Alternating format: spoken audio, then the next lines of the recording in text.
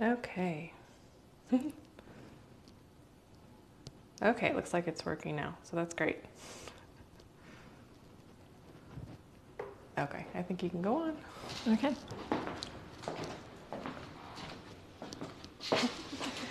Hello, everybody.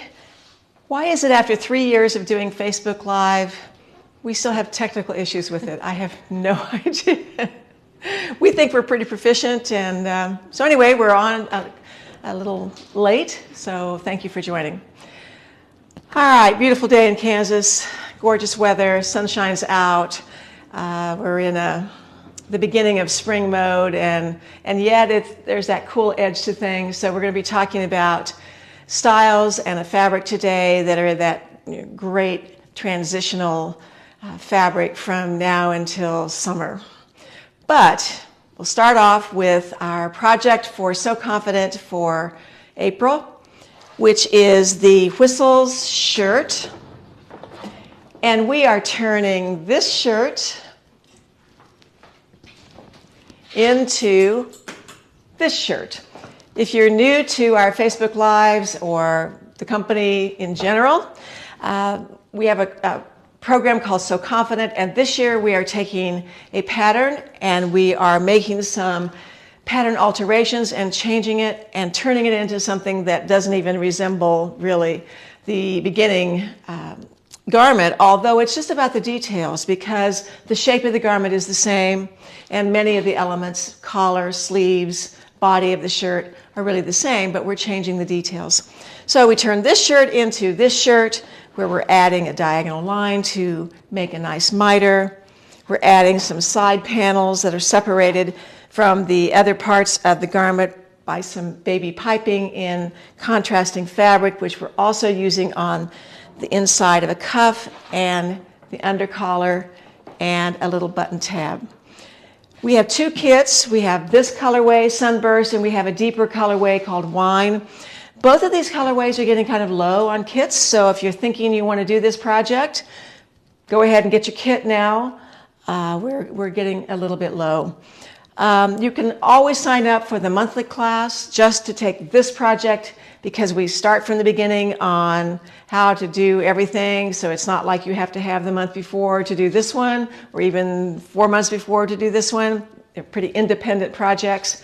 So feel free to sign up for the monthly project, the monthly class. Of course, you can still sign up for the yearly program as well. So that is So Confident. Whistles shirt. So in a couple of hours, 1 o'clock Central Time, Sulky, I think of it as a thread company, it's more than that really, but Sulky is doing a video cast in collaboration with Alex Woodbury, who is my daughter and works for the Sewing Workshop. She has filmed a video and made some samples, and you can take that class for $5.99 on the sulky.com website, and you can watch that class live at 1 o'clock today, Central Time, or you can watch it later at your leisure. And Alex's portion will be a recording, but then Ellen March, who's the project manager for Sulky, will be doing a live question and answer presentation sort of thing. So it's going to be a good class. You're making a Chateau coat, which is our pattern, in scuba fabric. And I think there are 3 kits that you can order from Sulky, a dark gray, I think it's a medium gray, and a cream color. But you get the thread and the fabric, and you can also order the pattern, the Chateau coat pattern. It's a great, fun project, really. So check that out in a couple of hours from now. It's today at 1 o'clock Central Time. Last week, we introduced our new printing service, Pattern Printing, and it's been quite successful for the first week.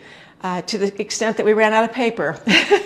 So we have paper coming in. It's vellum, which is a nice, transparent, but nice quality vellum paper that we print on. So hopefully that paper is going to come in today and we'll be sort of back in business. So we're backed up just a couple of days.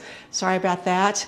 But if you order other things, we ship the pattern to you folded with that other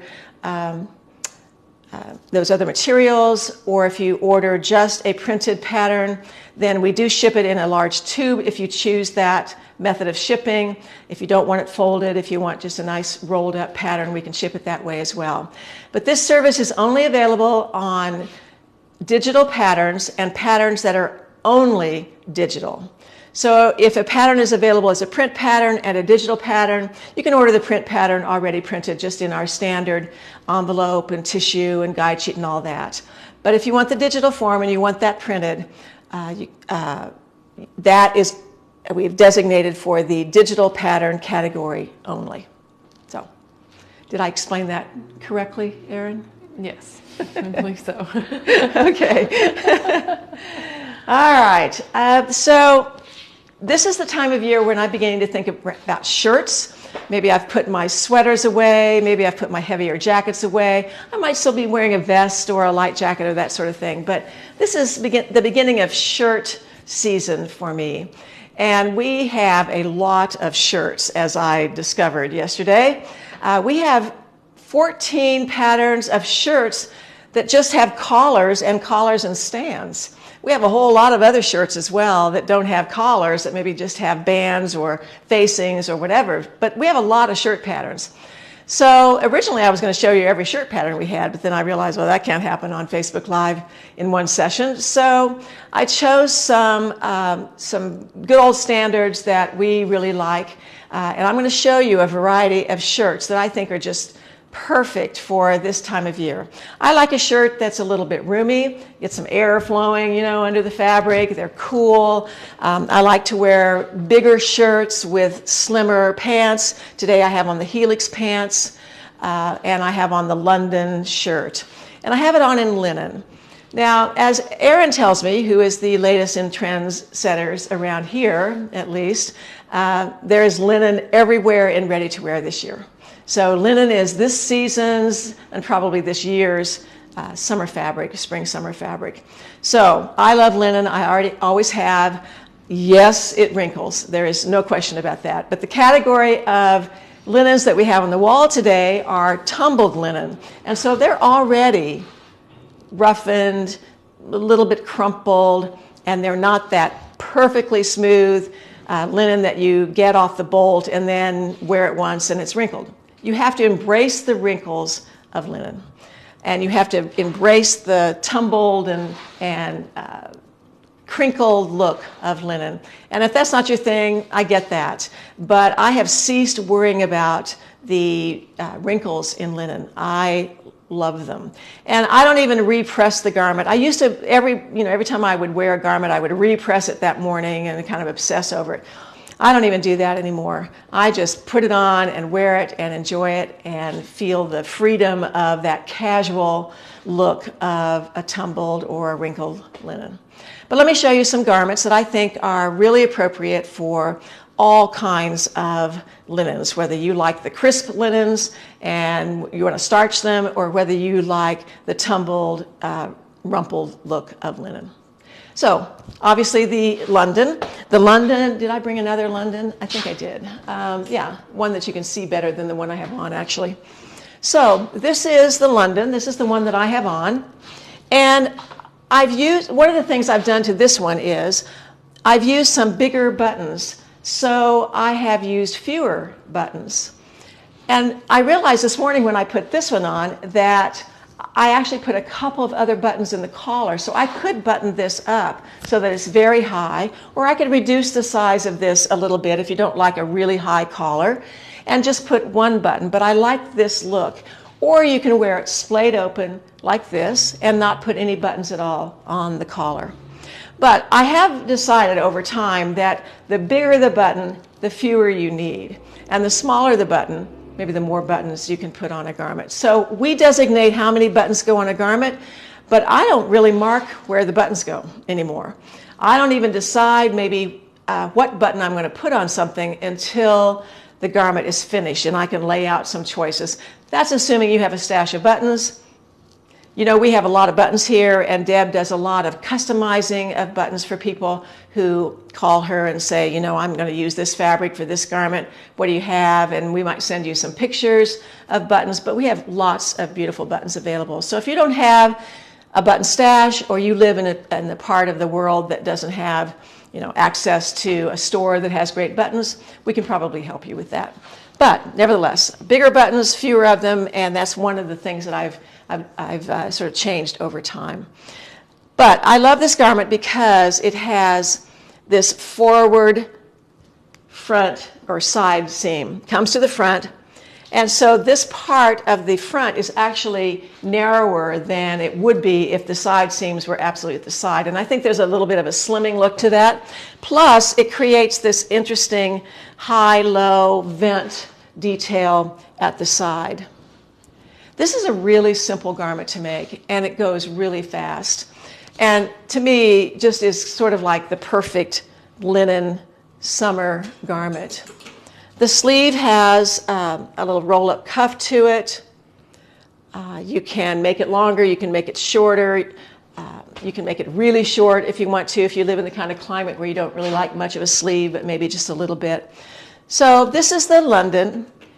I want to show you the next one because there is a similarity, and occasionally I'll get a question of what's the difference between the Liberty and the London. I just realized that's Liberty of London. Oh, well. No wonder they're confused. Yeah, really. So the one similarity that the two garments have is this diagonal side seam that comes to the front. The front of the Liberty is a little bit narrower than the front of the, whoops, can't even find it there, than the front of the London. So this has a smaller, it's a narrower fit, basically. But it does have that same element of the high-low side seam and this interesting vent with the back being longer. The collars are very different. Obviously, the London has a more squared up collar, and this is actually like kind of like a Peter Pan collar in a way, a narrow circular collar, and I wear it up, or you can wear it down, either way. A lot of people will wear this open with the collar down. So that looks good too. I tend to want to hide my neck a little bit, so some kind of a collar that's a little bit higher I sometimes like. These sleeves are different in that, yes, this has a cuff, but it's formed in a different way. There is a basically facing that goes to the inside of the sleeve, and you sew. This is an interesting detail to sew, how to sew this little V, which, by the way, we do on other things. It's fun to do on the bottom of pants. So this forms a cuff. It's more of a stand-away cuff, and you see this cuff here split. But both of these garments look really good in linen. I'd use some somewhat contrasting buttons on this one. I know you can't see this, but I use the thread color of this button to do some top stitching on this. And this has a nice wide facing, so it creates this stitch detail to hold the facing down, and the thread color is meant to be a little bit of a contrast. So, London and Liberty. If you happen to sign up for a Craftsy class called Sewing with Silk, this is the pattern that I use in the class. And if you signed up a long time ago for the class, you got this pattern with it. They no longer do that, and you would maybe want to order this pattern. We make it in silk dupioni in the class, but I think we have more varieties of liberties, from wool to sweater knits to knit, cotton knits to linen to silk to whatever. It can be made in a lot of things. So check out the Craftsy class, Sewing with Silk. So when you get the bells and whistles class. You saw this as the beginning pattern for the whistles project for the April class. Well, the accompanying and pairing in the pattern is this garment, bells and whistles. And they're very different.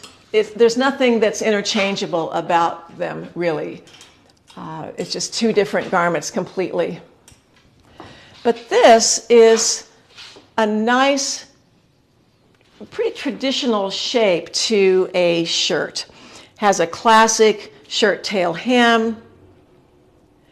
And the one thing that we did was take this normal down the front center button detail and make this a really nice curve.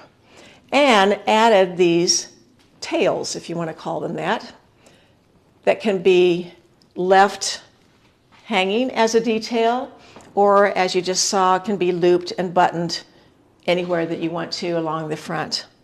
So this has a separate band that also extends, that I think makes a fun detail.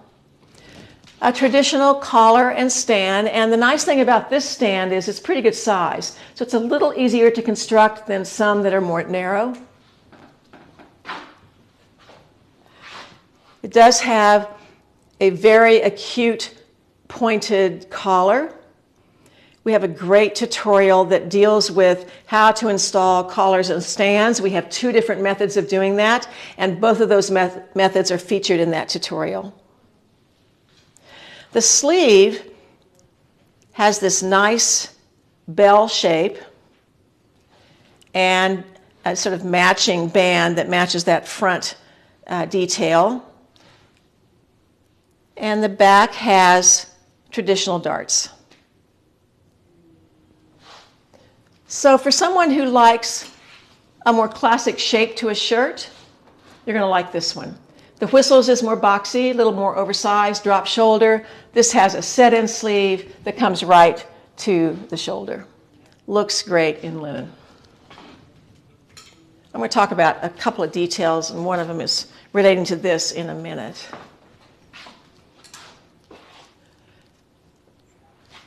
This is the Florence. This is a size large, so you're seeing a garment that's a little bit bigger than a couple that I've just shown. But no matter what size you're making, the fit of this is quite traditional in the shoulders, bust, sleeve, and then it grows outward from there. So there's this interesting shape that happens that's created by a partial tuck across the front. About a 2-inch tuck, and the stitching for the tuck stops right here.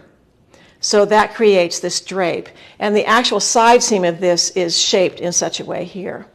But traditional cuff, vent. The pocket is unusual in that it has a couple of tucks in it. So it's ruched a bit.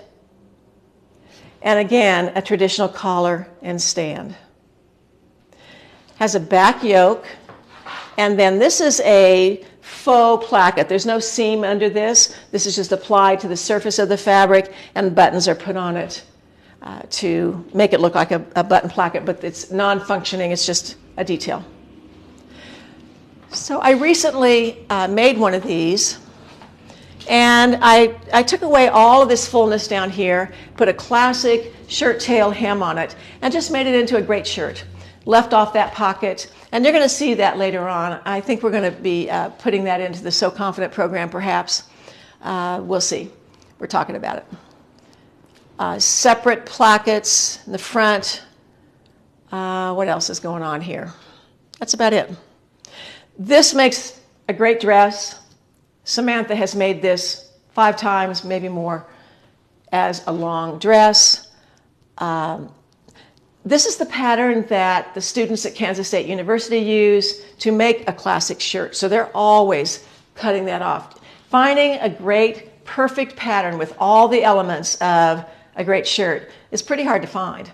And this actually is it. If you don't look at the bottom part of this, this is a great shirt. Well, it's a great shirt with that bottom part. Okay, you know what I mean. This is the Frankie. We don't talk about the Frankie very often, but it's actually a very popular pattern for us. In fact, we're getting a little bit low on them. But it's a pattern that we will keep around because of its popularity. So this looks fairly traditional in the front. You know, a turned hem, or is this a separate placket? No, it's turned hem. Standard collar, very much like the London collar, and I think it might even be the London collar, as a matter of fact. I kind of had forgotten about that. But this has really interesting elements to it at the sides and the back. So no side seam, but there is a dart at the side. Let me get the sleeve out of the way here. See if we can see this. So coming out of the side seam area at the underarm is a dart that ends about right here. Can you see that? Mm-hmm. Okay. And then the back consists of really two pieces. There's the center back that has an inverted pleat, and this is top stitched down to about there. And then seams here, diagonal seams, that open up into vents. So there's a little bit of overlap at the bottom, but not too soon. So this has a lot of flow to it, and yet really looks like a shirt from the front. This has a slightly dropped shoulder. It's not super dropped, but it is dropped a little bit. The other interesting thing about this is it's a two-piece sleeve with a seam in the front. Usually that seam like this is in the back, and then the hems do not match on purpose. And I don't know, my sleeves end up like this when you're not supposed to. But this time it's for real.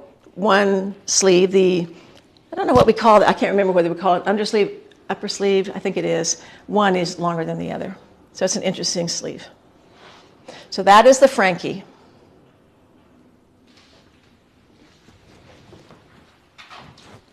One of our newer patterns is the Willow, not the Willow. This is the Madrid. Sorry about that. You do have a willow over there. Yeah, we do have a willow. So this is also in linen, and I actually really like this for a summer shirt. It's not super overpowering. It's long enough, but not too long. I do lengthen my right front a little bit so that this extends a couple of inches longer than the original pattern, just for a little more coverage, but you don't have to do that. But this diagonal overlap is nice. The other front comes clear over to here. You can, again, button this collar all the way up. As a matter of fact, we do have buttonhole placements on this collar, on the pattern, but I left them off. And I shortened the sleeve. This has a long sleeve in the pattern. So in linen, this makes a great summer shirt where the neckline open, short sleeves, easy breezy linen, and then it has a diagonal seam across here. So this has some fun elements to make. That's what I like about a lot of our patterns. It's a little more non-traditional in terms of shapes of pieces. And to me, that breaks up the same old thing of making the same thing all the time. So this is the Madrid. Well, we might as well look at the Willow now, since I've already said the name. So the Willow is one of our newest patterns, brought out not that many months ago, actually. We have a long sleeve and a short sleeve version to it. Obviously, this is a short sleeve. And very asymmetric. So this side seam on the left is sewn completely to the bottom, but this one, the front is actually somewhat on the diagonal and opens up to a vent on the right-hand side. And then you have this deep overlapping fold and traditional collar, an exposed button here and a little button and loop right under the collar. So this has a facing, no stand, And this also is quite easy to make. It looks a little more complicated than it is. It's quite easy to construct.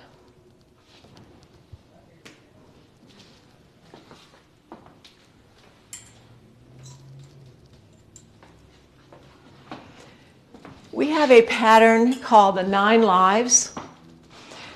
Talk about simple. This is about as simple as it gets. I always have to think about which way this is. All right, so one shoulder seam is 1 inch longer than the other shoulder seam.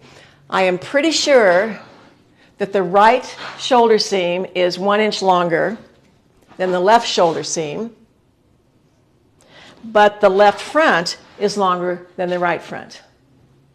So, simple front, simple back, simple collar, no stand, all of that. But years ago, my husband's kind of a big guy, and he used to have to go to someplace else to buy his clothes.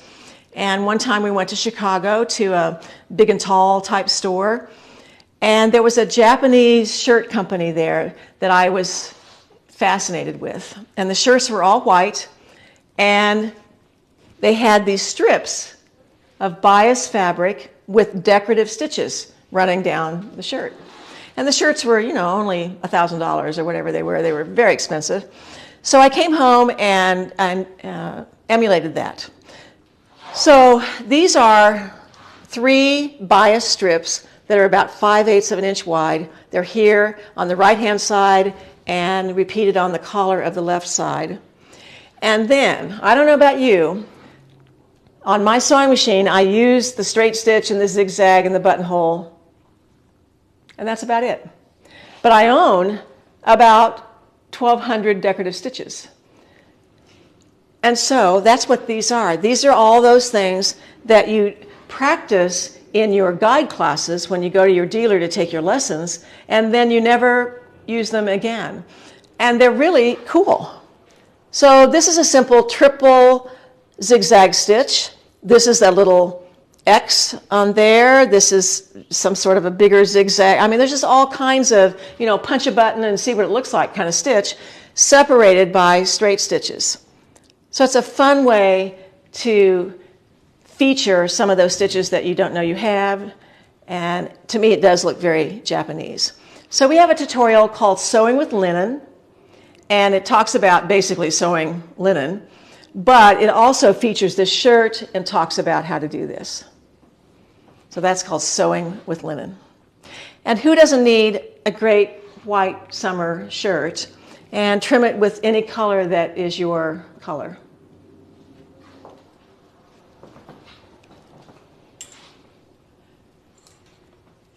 This is an oldie but goodie, and it's not that old, but this is the Hibiscus Shirt, which we brought out, I believe, last year, and had some kits in some various stripes and a little flower, something or other for a curved pocket that's right here.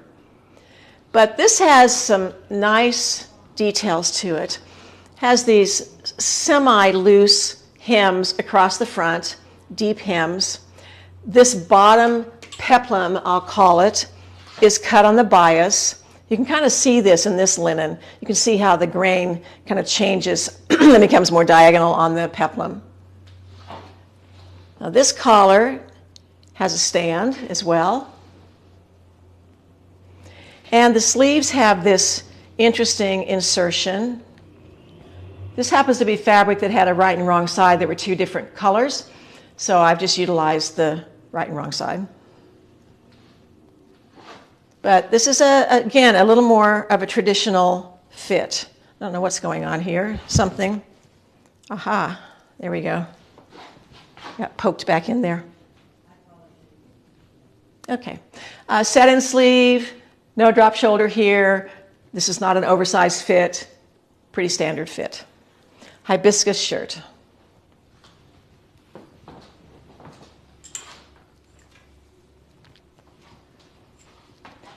This is the Balboa shirt. Now we think of the Balboa as this duster length garment usually, but this is the short version. And I brought this out mostly because it has an interesting feature to it, and that is there are these 3 panels that form the front, and this end panel is in a knit. So that's a fun thing to think about, is combining your wovens, your linens, with a little bit of knit just to change the texture a little bit. This has a tab that pulls the sleeve up. So there's what this garment looks like when it's flat. So it's meant to be a very oversized garment. It's meant to hang, you know, like this. That's what rectangles do on your body, basically. But I like it with the tab and the sleeve actually drawn up a little bit. This has a collar and stand and a hidden placket, so the buttons are hidden. So you need some nice flat buttons. It has a pocket that sews into this seam. And the back has just 2, is it 2 panels or 3? Yeah, same thing. Kind of forgotten. I have a white one of these in white linen, and I really like it as a summer shirt. I actually, because the particular linen that I use is a little bit transparent, I'll wear a tank under it and something that's maybe a little bit longer. So that's the Balboa. I think I've talked about all of them, but let me make sure, because I was sort of fumbling at the rack here. Yeah, okay. So a lot of these shirts have a traditional double fold hem. And whenever we have a double fold hem, that's usually a narrow hem. We have a tutorial called 5 Small Hems, and what I'm going to talk about is in there, except I'm going to add one little thing to it. But when you're doing a double fold hem that's narrow, let's say it's going to be a 3/8 inch hem at the end, you're going to stay stitch 3/8 of an inch from the outer edge, the bottom cut edge, and then you're going to use that stay stitching line to press that 3/8 of an inch to the wrong side. That's the only time you're going to actually press it with the iron. The next fold is done as you're sewing it. And I demo that quite a bit in the various tutorials for So Confident. So I know that you all have probably seen it. But when you're doing that for a curve, my friend Ann Nutting reminded me that she does one more step, which is really interesting. When you're working on a shirt tail hem, that second fold is the hardest thing to fold and keep this from having those, I'll call them torque pulls. And this gets a little bit gathery, ruffly, uneven, pleated, tucked, all that. So she reminded me that here's this stay stitching, let's say 3/8 of an inch from the edge, that does get pressed. And in the latest class, we actually give you a template to press that around. You cut that out of tag board, manila file folder, something like that, and you cut the exact shape, and then you press that over the edge of the template. But one more step. This red line is a machine basting stitch that we do. She does a basting stitch near the fold. Doesn't really matter. It can be down the center, whatever. And then you can draw this up. And so you can manipulate the ease of this by gathering this, so to speak, with that basting stitch so that the next fold is super easy and is in place. And I'd forgotten that I knew how to do that, and Anne did it, worked great. I did it on this next project that I was working on, and it was a wonderful trick. So this is not anywhere in any of our tutorials. It's just a reminder to think about doing that if you're doing a hem. You know, this is pretty dramatic. The hem on the bells is more like this, way less dramatic of a shape. But you could still do that through here or here. But here's this stay stitching, 3/8 of an inch from the edge. I'm sorry my sample is a little bit ragged. It's been thrown around some. And then that gets pressed to the wrong side. And then it gets folded again. I'm having trouble here. Let me put it up here. Does that really mess you up? Oh, no, I'll adjust to Okay. wherever it lands. Yeah. So, okay. So there's your stay stitching. This gets pressed, and then that's where you would base stitched so that you could make the next fold. See if I can get a close up.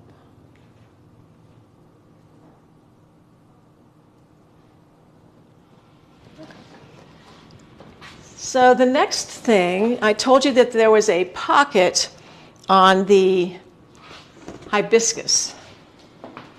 And the pocket has two curves. I think the actual pocket might even be this one. Two curves, and those curves need to look the same. And I remember in the old days, I would run a basting stitch through those curves and try to draw that up, pretty similar to what we just did on that hem, and I could never get them even. And then there were metal templates, pocket templates that you could put in here. Well, they were always too thick. So I learned to use the fold of a manila file folder and actually cut out the shape, trace the shape, and then cut it out on tagboard so that, right or wrong, at least the curves are the same. And then, this is what it's going to be kind of hard to demonstrate for you, but you'll get the idea, I think. So you take a piece of tissue paper, and you put that on your ironing surface. And then on top of that, you put your pocket piece, your fabric.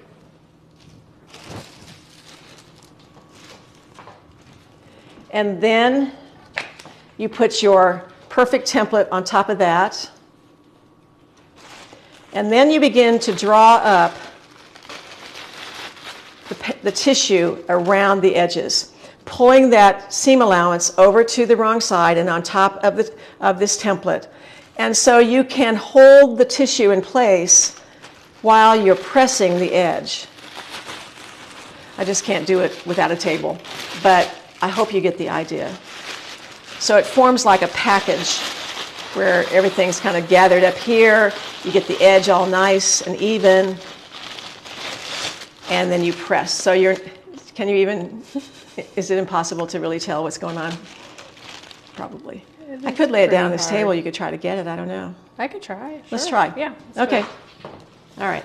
Let me move the table. How about that? Okay. That might be easier. I realize we have a high table. Could have used that. All right. So now, obviously, this has already been pressed a few times. But assuming that pocket is totally flat, so we're going to bring this paper up and around the edges. And you can see, hopefully, that I'm pulling the seam allowance over and giving this some tension through the curve, and make sure that that's smooth and even.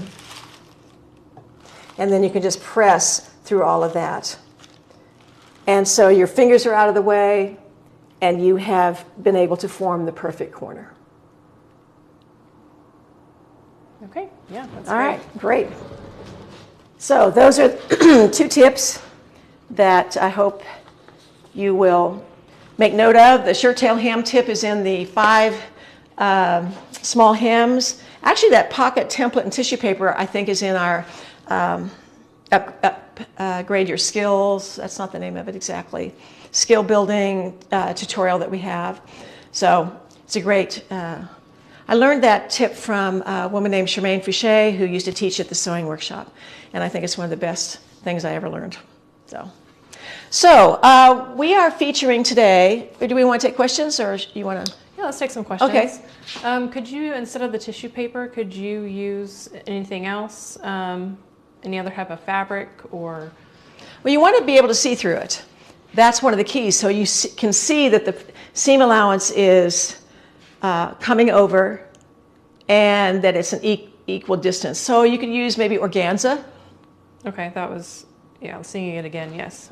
Paper's pretty handy. But whatever, yeah, something to see through. Is this technique in one of the So Confident videos? I don't remember that it is. Wonder if we did it when we did the hibiscus tutorial. Well, I probably did. That would be last year. Hibiscus. I'm sure Betsy could Yeah, find Betsy that. can probably find that. Okay. So what size London are you wearing? I'm wearing a small. So you can see it's quite generous, and that's the way I like it. And the fabric is? Linen, navy blue linen. Okay. The fabric for So Confident, can it be dry cleaned? Yes, I think any fabric can be dry cleaned, actually. Should it be steamed first? Before you take it to the dry cleaner? No, I think the dry cleaning process is all that needs to happen there. When you're talking about pattern printing, are you able to print a specific size, or do you print the entire pattern? You print the entire pattern, every size, which I like because there aren't very many people who are one size. And I like to be able to go between sizes for things. Maybe a medium at the bust and an extra large at the hip or something like that. That's why I like multiple size patterns.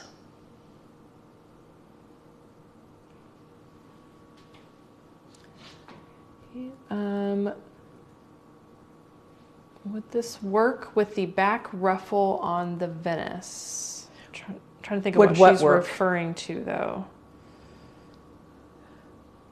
I'll have to get back to you on that. Okay. I'm not sure. Maybe she The can give us Venice some more looks detail. great, by the way, in linen. So that's another shirt that we have that I thought about showing but didn't. So your technique that you showed about the basting, is that through both layers or just the seam allowance? Both or layers. The hem allowance? It's really just nailing that hem down. So you're holding both layers. When you do the basting? For the stitch? basting, Okay. yes. Okay. And you can leave the basting in or you can take it out after you've stitched it. Stitch the second fold. This basting is in preparation for that second fold. So you're going to fold that up and draw it up so it's nice and even. Can you bring out the Willow shirt again? Sure. What does it look like when you unbutton it? And would you wear it that way?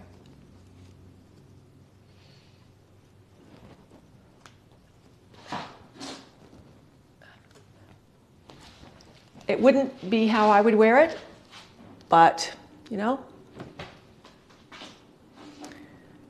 So on the 9 Lives shirt, what kind of thread did you use for the decorative stitching? Well, I just used regular cotton thread. But here's your opportunity to use all kinds of interesting decorative threads. But this particular one is in just classic cotton regular sewing thread. Okay, back to the curved hem. We have another question about that. Okay. So the stitching it through both layers doesn't make sense to me. Does it gather up the front of the shirt? This is the first, you have folded it once. Can you hand me that down there?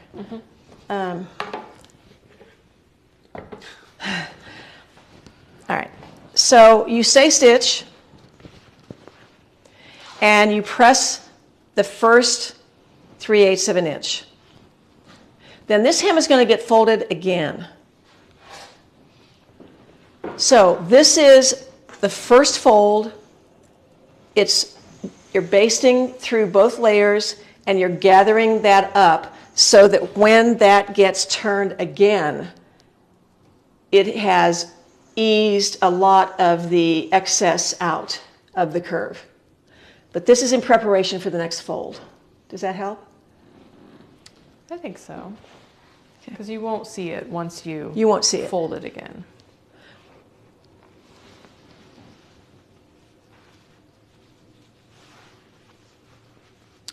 When you did your decorative stitching, what did you stitch on? Is that ribbon Or is it just laid on top, or is it inserted?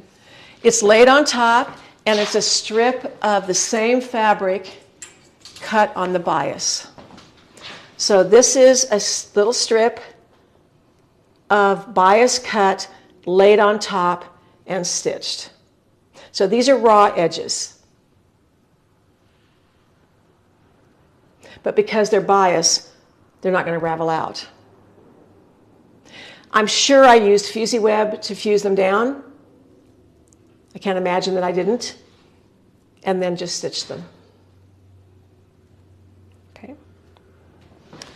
Would you consider bringing back the trio pattern? Which, all of the trio pattern? The entire pattern. The entire pattern. We already have the trio t-shirt from that grouping that's available. The Picasso pants are a version of the trio pants. And you could take a cargo pocket and put those in the Picasso pants, and you'd have the trio pants. And the trio top is very similar, in my opinion, to the cottage shirt or the 9 Lives. So I don't know. We don't have that on our radar anytime soon to bring back, but you never know. We can certainly talk about it. We get a lot of requests for that, actually. Mm-hmm. We have talked about the trio top, digitizing it and putting that out. Yeah, it's not impossible. What height are your patterns drafted for? About a 5'6" person. They're all drafted for me. You know, I decided that if I was going to own a pattern company, I was just going to make them fit me. So. When the pattern is quite loose in the bodice, can you use a smaller size instead of doing a narrow shoulder adjustment? Sure. Yeah. I could probably wear an extra small in this garment.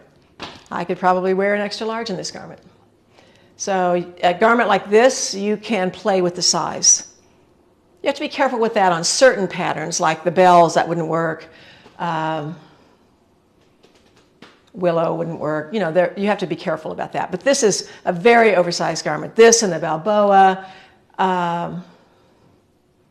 London Balboa are two of the ones that I've shown that you could definitely play with the size a little bit.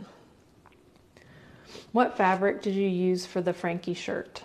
Well, this one is a denim type fabric, but we have a denim that I'm going to show you, a linen that I'm going to show you that's very similar.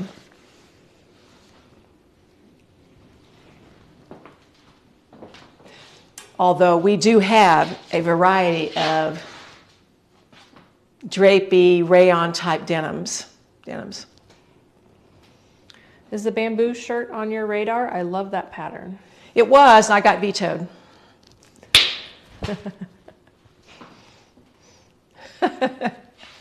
I love that shirt too. Yeah, we were actually going to have that in So Confident this year, and it did get vetoed. But it's hanging out there. I've made the San Diego shirt last summer and loved it. Any chance you'll digitize that? Yeah, that's one that probably is on the list. Okay. We've introduced that one twice. The first was a San Diego jacket, then we brought it out with the jacket, top, and the tunic. We've made dresses out of it. It's a fabulous pattern, actually. So Betsy, put that on your list. Okay, that's all the questions I see for now. Great.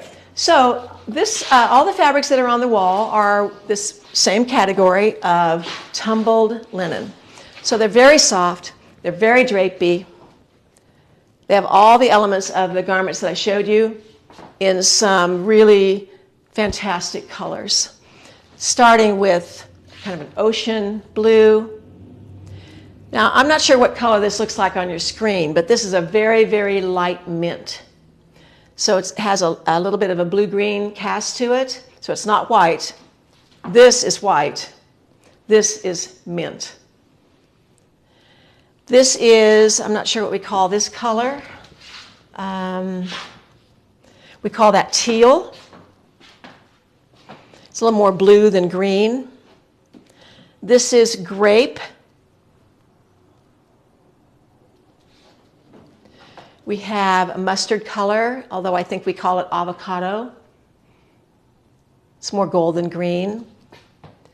This is currant, Erin's favorite color, although she's into the grape, I think, today.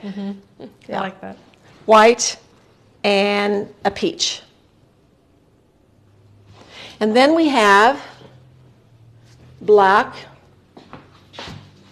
But this black, because it's been tumbled and washed, is not ink black. It's black, but it looks it's sort of an off black, I guess I'll call it. But I love this fabric. And then the blue, the navy, you're never going to be able to see the texture of this, but this does have a sort of a denim look to it. It's not denim, but it has that look to it in the weave. So you see some little flecks, tiny little flecks of white in this. So those are the colors. How many colors? Is that 10 colors, I think? 1, 2, 3, 4, 5, 6, 7, 8, 9, 10. 10 colors of tumbled linen at 25% off.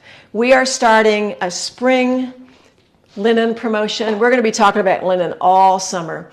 We have a lot of linens. We have lightweight, heavyweight, stripes, tweeds, patterns, prints.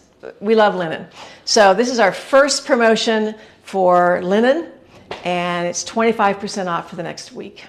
So take advantage of that. And we have all of these patterns on sale, which is considerable. Balboa, Bells and Whistles, Florence, Hibiscus, Frankie, London, 9 Lives, Willow, Liberty. And then 3 tutorials, sewing with linen, 5 small hems, and collars and stands are all on sale as well. A couple more questions. Sure. Are these pre-shrunk? Because they've been washed and tumbled, yes. I don't have personal experience with washing it again, but traditionally linen doesn't really do much in terms of shrinkage. So I think you're probably pretty safe, but it's always a good idea to throw that 6-inch square in the washing machine and dryer and just see what happens. But yes, because they've been tumbled, they've been washed, and they're kind of ready to go. Looks like we had a little miscommunication. Bessie is changing the price to 25% off because she did not have it. So she's working on that, guys. And so be patient. Okay. And then, so you talked about, after you make the garment, would you dry clean or would you wash the garment?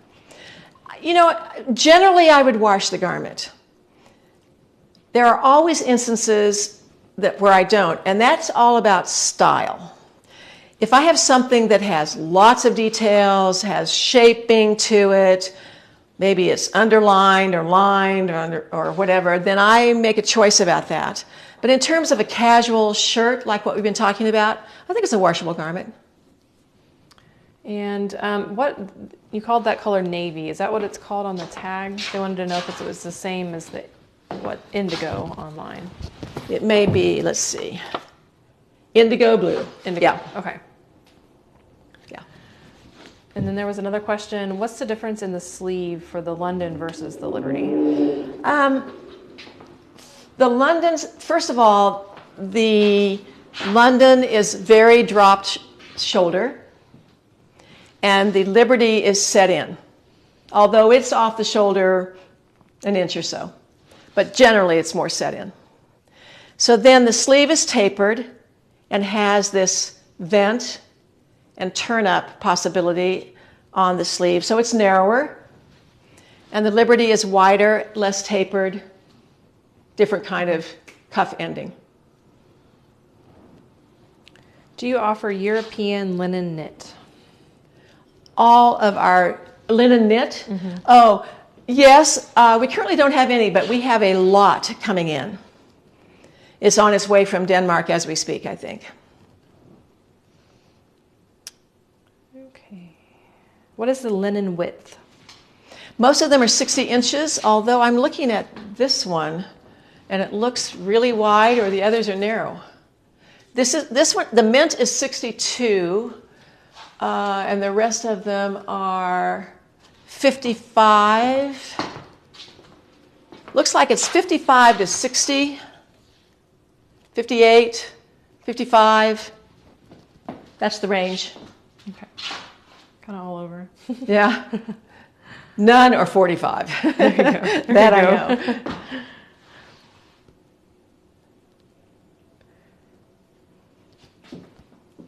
know. Okay. Do you want to go over each pattern one more time? We had a suggestion that maybe it would be easier for people if we had tags with the name of each pattern as we're going over them, especially when we're going through multiple patterns. So at least for today, can you go over the name of each pattern? All right. London Shirt. Liberty Shirt. Those colors look really good together. I know, I love those colors. Willow Shirt. Willow Blouse, actually, on the pattern. It's interesting why we did that. Frankie Shirt. 9 Lives.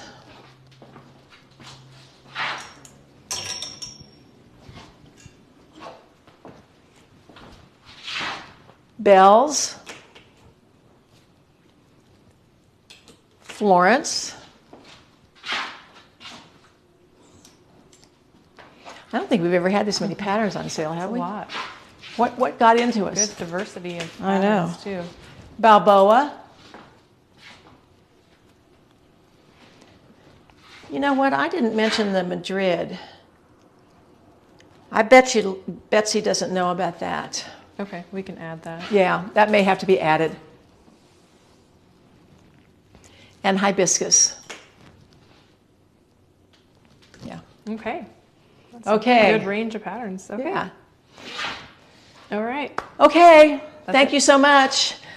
We'll see you next Tuesday.